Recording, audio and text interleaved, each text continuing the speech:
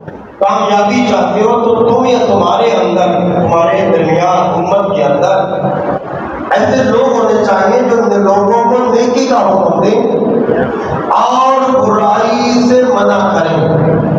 یعنی نیکی کا حکم دینا اور برائی سے روکنے کو حق کہتے ہیں، امر بالمعروف اور نہی عن المنکر۔ معروف یعنی نیکی، امر مطلب حکم دینا، اور نہی کا مطلب کیا ہے؟ روکنا، کس سے؟ برائی سے۔ اب جو بھی ایک ایسا گروہ ہونا چاہیے جو لوگوں کو امر بالمعروف اور نہی عن المنکر کی تبلیغ کرے یا یہ انجام، یہ امر جو ہے وہ انجام دے، تاکہ تم فلاح پا جاؤ گے، کامیاب ہو جاؤ گے۔ تقریباً 7 مقامات پہ اللہ نے قرآن مجید میں امر بالمعروف کا حکم دیا ہے، اور مومن کی علامت میں نے بتایا ہے کہ مومن ہوتا ہی وہی ہے جو امر بالمعروف اور نہی عن المنکر بچا رکھتا ہے۔ اور اس کو اگر آپ دیکھیں کہ اسلام، جس کے اللہ فرما رہا ہے ان الدین عند اللہ الاسلام، کہ اللہ کے نزدیک پسندیدہ دین اسلام ہے، تو اسلام کو جو اللہ نے بھیجا ہے، کیا پوچھا گیا کہ اس کی غرض و غایت کیا ہے، مقصد کیا ہے؟ ہر کام کی غرض و غایت ہے، تو پیغمبر اکرام فرماتے ہیں غایت الدین الامر بالمعروف ونہی عن المنکر، کہ دین کی غرض و غایت جو ہے وہ ہے امر بالمعروف اور نہی عن المنکر، یعنی لوگوں کو نیکی کا حکم دینا اور برائی سے روکنا۔ اب جہاں پہ ایسے کہا جائے کہ اللہ نے جو 1,24,000 انبیاء کو بھیجا، مقصد انبیاء بھی نہیں تھا کہ وہ اس امر کی تعمیل کریں، اور آگے فرمایا کہ امر بالمعروف کرنے کے لیے اللہ نے نبیوں کو بھیجا۔ اور جس طرح کہ حضرت صالح کی اونٹنی کے بارے میں ہے کہ چند لوگ تھے جنہوں نے اس کو اونٹنی کو قتل کیا، اور جتنے لوگ تھے تقریباً 70 لوگ تماشائی بنے تھے، پہاڑوں کے اوپر دیکھ رہے تھے۔ اللہ نے جب عذاب بھیجا تو پوری بستی کو لپیٹا۔ عذاب صرف ان چند لوگوں پہ نہیں آیا جو 7 تھے یا کچھ زیادہ تھے، 70 آدمی کے اوپر نہیں آیا، بلکہ پوری بستی کو لپیٹا۔ جب پوچھا گیا کہ پروردگار، قصور تو چند لوگوں کا تھا، باقیوں کو کیوں اس کی لپیٹ میں لے لیا؟ تو آپ نے فرمایا کیونکہ ان لوگوں نے امر بالمعروف اور نہی عن المنکر کو ترک کر دیا۔ اس کی اہمیت ذرا سمجھیے گا کہ اتنا بڑا پروردگار اتنا بڑا عذاب نازل کر رہا ہے امت کے اوپر کہ جس نے اس ایک فریضے کو ترک کیا۔ جو آج ہمارے یہاں جو ہم اس کو اہمیت ہی نہیں دیتے شاید، مگر پیغمبر نے کیا فرماتے ہیں؟ غایت الدین الامر بالمعروف ونہی عن المنکر، اور اس کے بعد فرمایا کہ امر بالمعروف بجا لانے کے 3 طریقے ہیں۔ سب سے پہلے بندہ اپنی زبان سے بجا لاتا ہے، زبان سے کسی کو اگر چھوٹا ہے تو اس کو سمجھایا جا سکتا ہے کہ یہ ایسا کرو نہ کرو، اگر کہا کہ اگر زبان سے نہیں کر سکتے تو ہاتھ سے کرو۔ ایک بندہ ہاتھ سے بھی نہیں کر سکتا تو فرمایا دل سے کرو۔ اگر کوئی برا کام ہو رہا ہے، مثلاً اس وقت غزہ کے اندر کیا ہو رہا ہے اور لوگ امت مسلمہ خاموش ہے، قتل ہو رہے ہیں، ہر روز قتل کیے جا رہے ہیں، کیا ہمیں نظر نہیں آ رہا؟ اگر ہم کہیں کہ اس وقت امام حسین تنہا رہ گئے اور یہ لوگ نہیں آئے تو آپ کو فوراً سمجھ آ جائے گی کہ جیسے آج اتنے ارب لوگ ہونے کے باوجود، اتنے مسلمان پوری دنیا میں ہونے کے باوجود ایک مسلمانوں کے اوپر اتنا بڑا حملہ ہو رہا ہے اور امت مسلمہ خاموش ہے، تو کیا سمجھتے ہیں کہ اللہ کا دین یا اس وقت جو عذاب نازل ہوتا تھا وہ فقط اسی وقت کا نہیں، وہ عذاب آج بھی نازل ہو سکتا، مگر کہا کہ کوئی اچھا کر رہا ہے تو دل سے اس کی تعریف کرو اس کی نیکی میں شامل ہو جاؤ، اور جب کوئی برائی کر رہا ہے تو فرمایا اس سے اظہار نفرت کرو۔ اب یہ امیر المومنین علی ابن ابی طالب علیہ السلام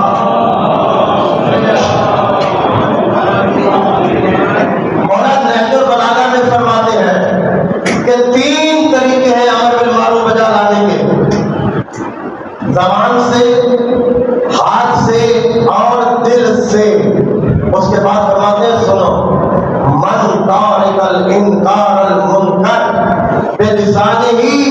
وبیدہ وبقلبہ فذلک میت بین الاحیاء، کہ جس نے اس فریضے کو ترک کر دیا پھر وہ زندہ نہیں بلکہ زندوں میں ایک چلتی پھرتی لاش ہے۔ اور اس کے بعد اللہ تعالیٰ فرماتا ہے کہ جس نے اس فریضے کو ترک کر دیا ایک گروہ ہونا چاہیے، مگر مولانا نہج البلاغہ میں کیا فرماتے ہیں کہ جس نے اس فریضے کو ترک کیا فذلک میت بین الاحیاء، اس کے بعد فرماتے ہیں اللہ تمہارے اوپر ایسے ظالم لوگوں کو مسلط کرے گا کہ ثم تدعون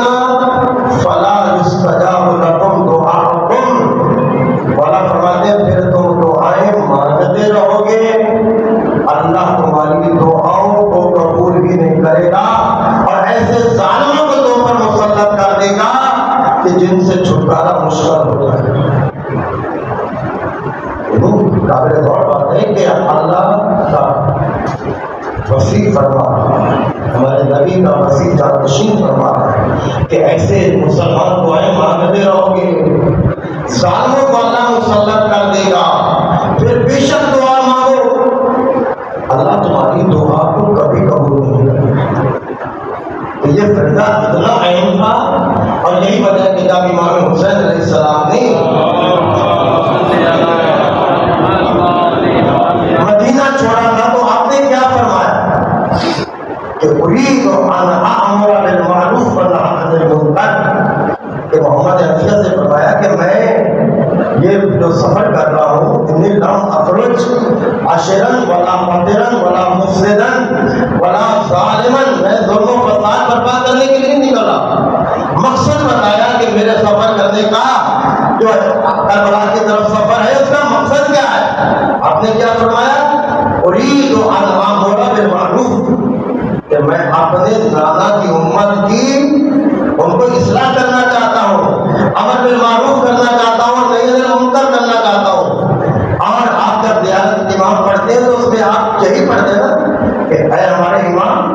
اقمت الصلاۃ وآتیت الزکاۃ وامرت بالمعروف ونہیت عن المنکر واطعت اللہ ورسولہ حتی اتاک الیقین، کہ مولا ہم گواہی دیتے ہیں کہ آپ نے امر بالمعروف کیا، اور جو انبیاء کا مقصد تھا، کیا یہ فقط انبیاء کا مقصد ہے کہ وہ اس عمل کی تبلیغ کریں؟ نہیں، اللہ تو فرماتا ہے کہ تم میں سے ایک ایسا گروہ ہونا چاہیے تو کیا انبیاء کے بعد صرف معصوم کا کام ہے، اور انبیاء کے بعد کس کا منصب ہے؟ منصب امامت، یہ سب سے اہم منصب ہے۔ کیا نبیوں کے بعد صرف انبیاء کا کام ہے؟ اور آج کل یہ کام علماء بھی کرتے ہیں، فقط علماء کا کام نہیں ہے، ہر بندے کا کام ہے، ہر ایک کی ذمہ داری ہے کہ اس عمل کو بجا لائے۔ اور معصوم جو ہوتا ہے، امام جو ہوتا ہے، اس کو وہ ہوتا ہے امامت، ہم نہیں دیتے بلکہ ہمارے نظریے کے مطابق اور دوسرے مذہب کے مطابق فرق ہے، انہوں نے خلیفہ جانشین اپنی مرضی سے بنا دیتے ہیں، لیکن ہمارا کہنا یہ ہے کہ ہم اسی کو بناتے ہیں جس کو اللہ بناتا ہے اور نبی نے دکھایا۔ اب پیغمبر اسلام نے یعنی جس کا اعلان کیا غدیر کے میدان میں، اور اس سے پہلے آپ دیکھیں کہ جب اللہ نے جناب آدم کو بنایا تو کیا کہا انی جاعل فی الارض خلیفہ، جناب داؤد علیہ السلام کو خلیفہ بنایا تو فرمایا انا جعلناک خلیفۃ فی الارض، اے داؤد ہم آپ کو زمین پر خلیفہ بنا رہے ہیں۔ اور جب جناب موسیٰ علیہ السلام سے اللہ نے فرمایا کہ اے موسیٰ اذهب فرعون انه طغى، اے موسیٰ فرعون کے پاس جاؤ، ان کو تبلیغ کرو۔ تو جناب موسیٰ نے کیا کہا؟ پروردگار، اللہ نے سورہ طٰہٰ میں ان کی دعا کو نقل فرمایا، قرآن میں اللہ نے ذکر فرمایا رب اشرح لی صدری ویسر لی امری واحلل عقدۃ من لسانی یفقهوا قولی واجعل لی وزیرا من اہلی ہارون اخی، کہ جب اللہ نے کہا موسیٰ جاؤ تبلیغ کرو، تو جناب موسیٰ نے کیا کہا کہ پروردگار میری زبان کی گرہ کو کھول دے اور میرے سینے کو علم کا خزینہ بنا دے، واجعل لی، اس کے بعد کیا کہا؟ واجعل لی وزیرا، کہ میرے بھائی ہارون کو جو میرا اخی ہے اس کو میرا وزیر، میرا جان نشین بنا تاکہ میرے اس عمل میں آسانی ہو جائے۔ تو اب ہم کہتے ہیں کہ اے موسیٰ، آپ بڑے اعظم نبی ہیں، صاحب شریعت نبی ہے، صاحب کلمہ نبی ہے، آپ چاہتے بھی ہیں، اللہ کو نام بھی بتا رہے ہیں کہ آپ کا بھائی ہارون آپ کا وزیر ہو، ہم التجا کرتے ہیں کہ اپنا جان نشین خود بنا لے۔ تو جناب موسیٰ کی آواز ہے کہ لن تجد لسنت اللہ تبدیلا، قوانین الہیہ میں تبدیلی نہیں آتی، کہ جو حضرت آدم کے لیے اللہ نے فرمایا کہ خلیفہ میں بنا رہا ہوں، داؤد کو اللہ نے خلیفہ بنایا، کہ جب آدم خود خلیفہ نہ بن سکا تو میں اپنا وزیر کیسے بنا سکتا ہوں؟ میں کہوں گا کہ جب موسیٰ صاحب کلمہ صاحب شریعت نبی اپنا جان نشین خود نہیں بنا سکتا، تو پھر محمد کے امتی محمد کے جانے کے بعد ان کا جان نشین خود کیسے بنا سکتے ہیں؟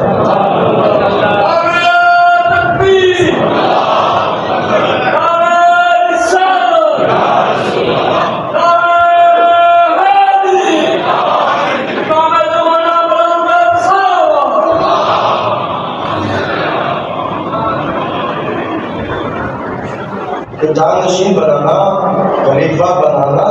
یہ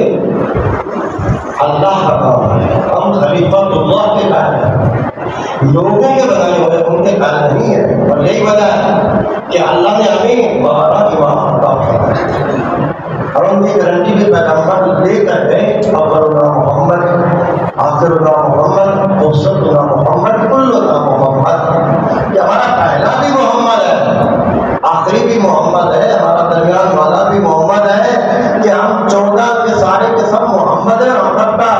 کلام ایک ہے، اس میں کوئی تضاد نہیں ہے۔ جو پہلا محمد ہے وہی جو پہلے کا کلام ہے وہی آخری کا کلام ہے، سارے کے سارے، یعنی قول میں ایک ہے، فعل میں ایک ہے،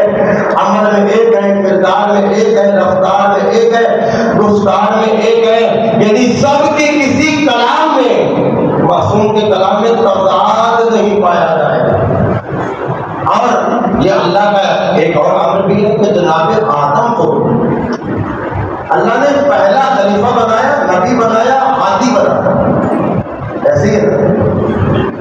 اب ہم سوال کرتے ہیں کہ پروردگار پہلا ہادی پہلے نبی کیوں بھیج رہا ہے؟ پہلے امت کو بھیج، جب لوگ جمع ہو جائیں تو پھر ان کے لیے ہادی کا انتخاب کرنا، پھر نبی کا انتخاب کرنا۔ بھائی امت ہی نہیں ہے، کوئی ہے ہی نہیں پہلا بشر، باقی تو بعد میں آئیں گے نا، ان کی اولاد میں سے یا بعد میں، ابھی تو کوئی ہے ہی نہیں ہے۔ آواز قدرت آئی کہ یہ میری عدل کے خلاف ہے، عدل الہی کے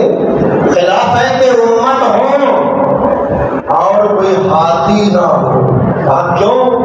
کہا کہ اگر کوئی گنہگار جہنم میں چلا گیا تو وہ مجھے کہے گا کہ پروردگار میں تو تھا، تیرا ہاتھی نہیں تھا، میں تو تھا، تیرا کوئی امام نہیں تھا، نبی نہیں تھا، رہنما نہیں تھا۔ اب اللہ کا عدل دیکھو کہ جب امت نہ تھی، اللہ اس کائنات کو بغیر ہاتھی کے نہیں چھوڑ سکتا، جب کوئی ہدایت لینے والا نہیں تھا تو اللہ نے تب ہاتھی کے بغیر نہیں چھوڑا۔ اب امت موجود ہے، پھر بغیر ہاتھی کے کیسے رہ سکتی ہے؟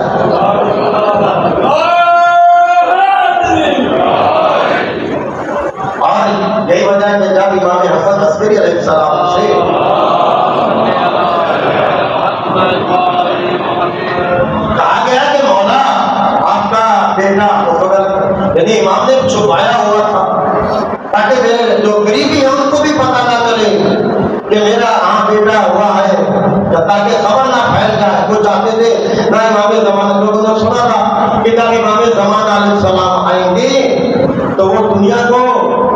جس طرح دنیا ظلم و جور سے بڑھ چکی ہوگی، اس کو عدل و انصاف سے بھر دیں گے۔ مطلب جب وہ آئیں گے تو ان کی حکومت شرق سے لے کر غرب تک ہوگی، پوری تعداد میں امام زمانہ کی حکومت ہوگی۔ انہوں نے کہا جب وہ آئیں گے ہی نہیں، جب ہم ان کو آنے ہی نہیں دیں گے، اور امام حسن عسکری علیہ السلام کو قید میں رکھا تاکہ یہ باہر نہ خبر دیں اور پتہ نہ، یعنی قید میں ہوگے، شادی نہیں ہوگی تو اولاد کیسے ہوگی؟ کہا بارہواں تک نہیں آئے گا، آخری حجت نہیں آئیں گے تو ہماری حکومت چلتی رہے گی۔ مگر ان کو کیا پتا کہ جو اللہ موسیٰ کو بچا سکتا ہے، جس اللہ نے موسیٰ کو بچایا، اب آپ امام حسن عسکری علیہ السلام گئے اور اپنے بیٹے کو کندھوں میں بٹھا کے لائے اور کہا کہ 3 سال کا بچہ، کہا کہ یہ آپ امام فرماتے ہیں یہ میرے بعد میرا وصی ہوگا، یہ میرا جانشین ہوگا۔ وہ کہتے ہیں کہ یہ چھوٹا بچہ یہ آپ کا وصی ہے۔ اس وقت امام حسن عسکری علیہ السلام فرماتے ہیں تمہارے ماننے کی سمجھ نہیں آتی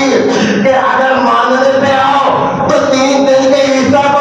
نبی مان رہے ہو، اور نہ ماننے پہ آؤ تو 3 دن کے محمد مہدی کو نہیں مانو گے۔ سبق لیا محمد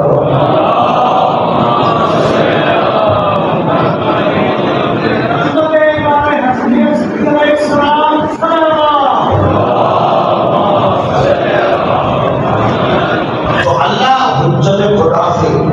اس زمین کو خالی نہیں چھوڑے کہ امام اگر نہ ہو، ہادی نہ ہو، جب کائنات نہیں تھے، لوگ نہیں تھے، بشر کوئی نہیں تھا، اللہ نے پھر بھی اس کو بغیر ہادی کے نہیں چھوڑا۔ اور جناب امام زین العابدین علیہ السلام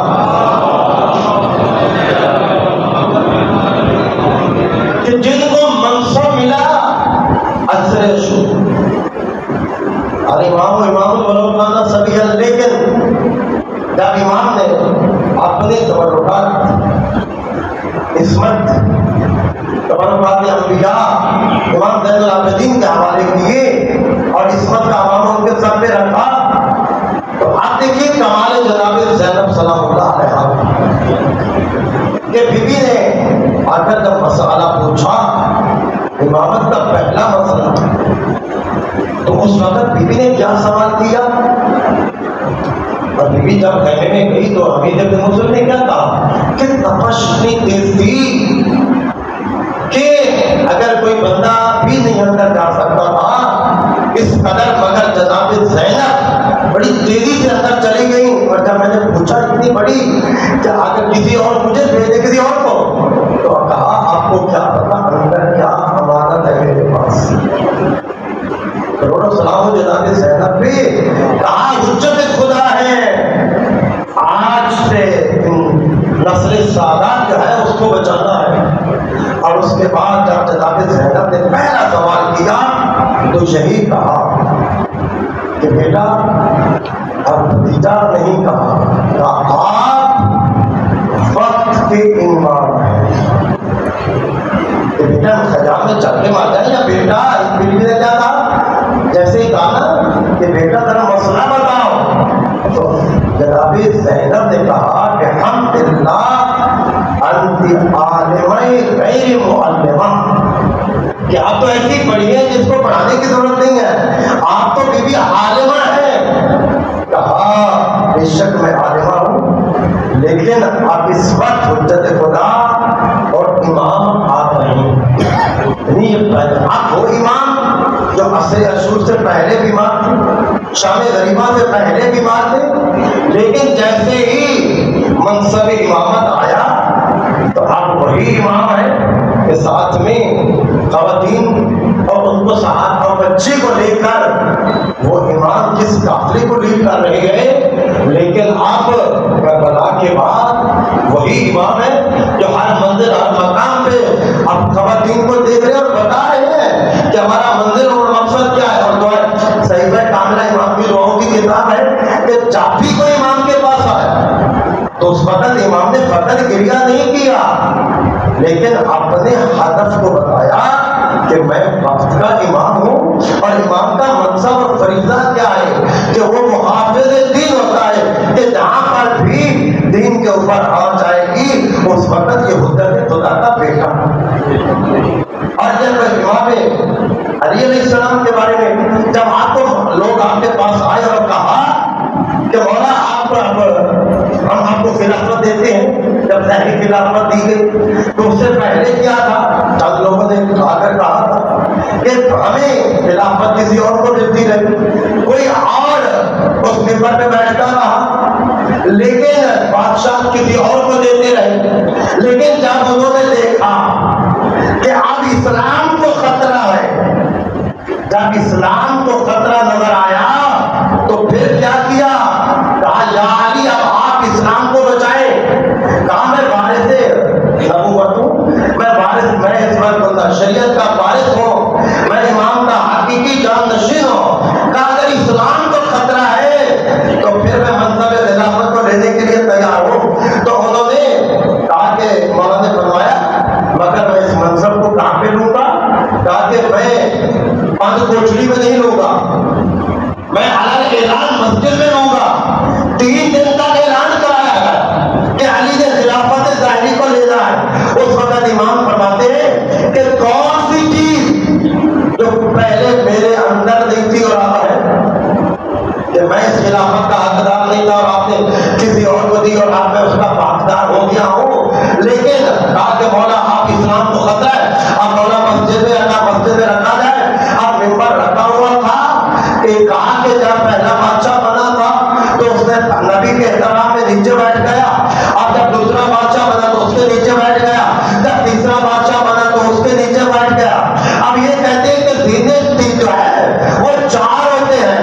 اب کوئی جگہ نہیں ہے، کیا علی زمین پہ بیٹھیں گے یا نیا کوئی منبر بنائیں گے؟ اب یہ جو منافقین تھے کہا آج علی کو دیکھتے ہیں، مگر جیسے ہی علی مسجد میں آئے اور کیا دیکھا کہ وہ منبر بھی رکھا ہوا تھا۔ ادھر سے لوگ کہتے ہیں کہ کیا علی کو ذہن میں پہلے والی بات تھی، اس نے نبی کے احترام میں چھوڑ دیا، دوسرے نے پہلے کے احترام میں چھوڑا، اس نے دوسرے کے احترام میں چھوڑ دو۔ اب کا علی کہاں پہ بیٹھے گے؟ اس کے کیا کہتے میرے مولا علی آئے اور مجمع کو چیرتے ہوئے پہلے سینے پہ قدم رکھا، دوسرے سینے پہ قدم رکھا، تیسرے سینے پہ قدم رکھا، وہاں بیٹھے جہاں پہ نبی بیٹھا کرتے تھے۔ اس کے بعد دعا پڑھی الحمدللہ، اللہ کا شکر ہے جہاں الحق علی مقام، کہ آج وہاں کا اپنے مقام پہ آ گیا۔ اور اس کے بعد کہا کل جاء الحق وزهق الباطل ان الباطل کان زهوقا، کہ حق اپنے مقام پہ آ گیا اور باطل کو جانا ہی تھا۔ اس کے بعد میرے مولا نے ان منافقین کو دیکھ کر کہا تمہارے نزدیک ایک چاند دین لگ